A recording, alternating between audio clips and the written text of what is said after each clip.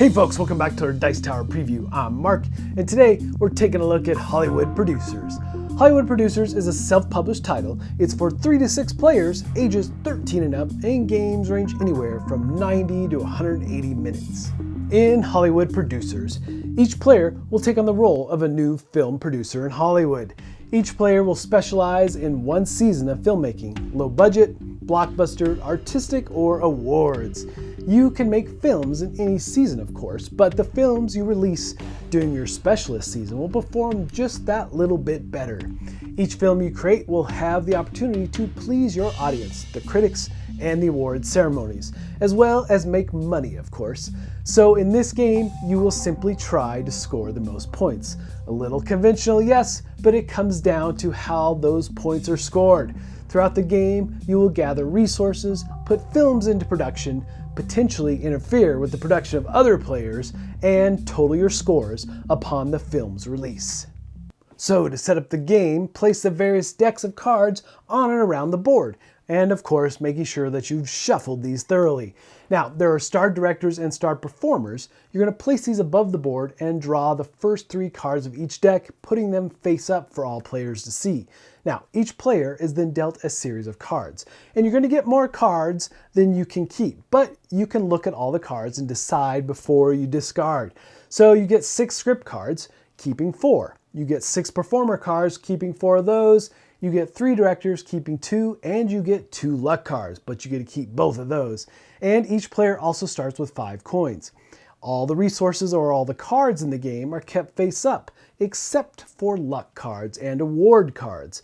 Now, all players need to pick a specialist season. Like I said before, you have low budget, blockbuster, artistic, or awards. And you will also have tracking tokens in your color as well as a pawn for scoring around the board. So, each game takes place over 6 years, or 6 rounds.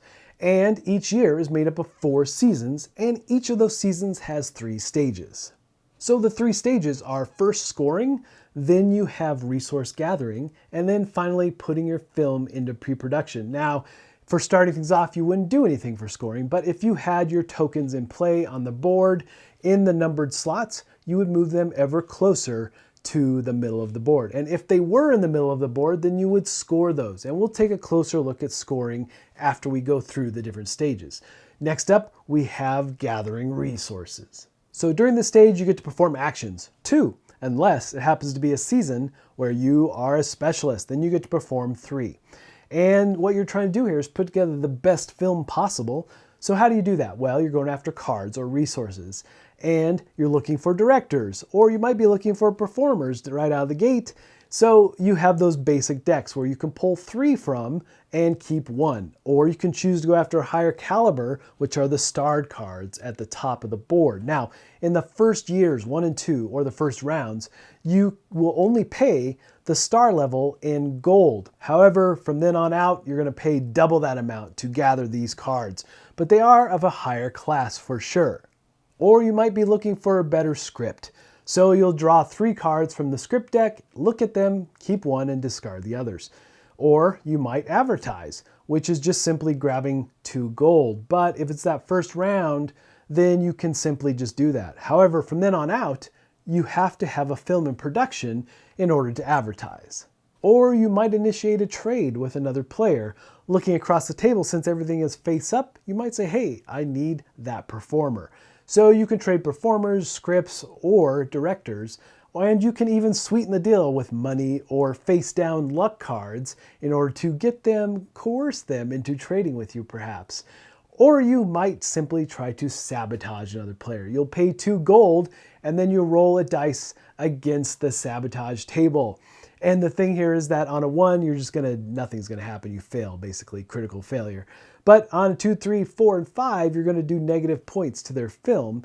And on a 6, they're gonna lose a performer. So all kinds of crazy things can happen when you sabotage, but you do have to pay gold too up front. Or you might actually use a luck card. Now, using luck does not require you to burn one of your actions. You can just play these cards, and they do all kinds of different things. They could add to your overall score, or they might allow you to fast track a film so you can score it sooner.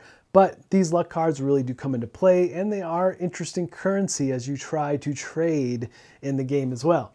So that's how luck cards work. And then finally, the third stage is when you are putting your film into production. Now, the thing about putting films in production is that you must have a director and a matching script to that director, as well as you can put 2 to 4 performers into a film. Now, why would you put more than 2? Well, if your film gets sabotaged and you lose performers and you're down to 1, well, then your film can't get made. So you need to have maybe a backup performer in there just in case. But putting that mesh together, you really need to synergize it because you're looking for performers that are maybe going to give you bonus points for being in that right genre film. And in the case of this example, we're doing an action film, which is great for this director, and it's great for 2 of the performers. The third one could live in any type of film because he's just generic. But you really do look for that synergy between the different cards to make that best possible film. So you'll gather those cards up and put them in a deck in your play area. And then you'll grab the tracking tokens, a matching set. You'll grab, if it's your first film, you'll grab 2 number 1s. One of those tokens goes on that deck of cards, as well as the other will go into play on the board. Now, in this first season, in low budget, you'll see that we have 3 slots. Now, it's all dependent on player count in the game if all 3 of these slots are in play. So if you're in a lower count game and only 1 and 2 is available and they're already taken, then you're out of luck to make a film for this particular season. Now, when you put a film into production, you do have to pay money. So you have to pay 1 gold if you're in low budget or artistic. But if you're in blockbuster or awards, it's going to be 2 gold to put it into play. So you put it at the top of these particular seasons. And there are ways to fast track, which will cost you even more gold. Actually, very expensive to fast track a film. And so you'll put those into play on the board, ending your turn. So those are the basics of how you put a film into production, but in the first stage of the game, you may score. If your film has reached the middle, that is. The main categories of scoring are audience, awards, critics, and financial. You will calculate your starting score using your script card, then taking matching dice and rolling for each category. Now, in the final version of the game, each score will have a custom died roll, giving you the results. But for this prototype, we're rolling against a table. So on a 1 or 2, you will get a negative results, moving your token down the track. Or on a 5 or 6, you will get a positive result, moving up the track.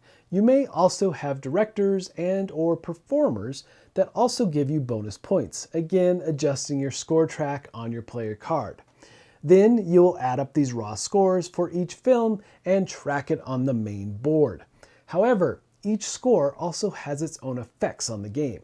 The audience score can grant you extra points towards a future film project, and awards can give you nominations for the annual awards ceremony, drawing the corresponding cards.